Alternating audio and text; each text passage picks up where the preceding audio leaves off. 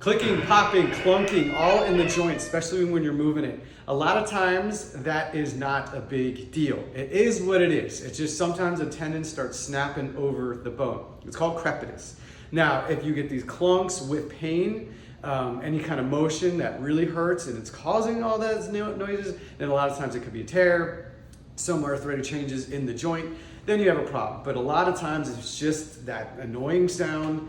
Like I said, it is what it is, and don't be too concerned about it. For visual, we have 350 joints in the body. So an example of a joint that can create a lot of noise in there is the hip joint. So you have your joint, and then the muscles, the hip flexors that can snap over these little bony prominences on the pelvis and create those noises.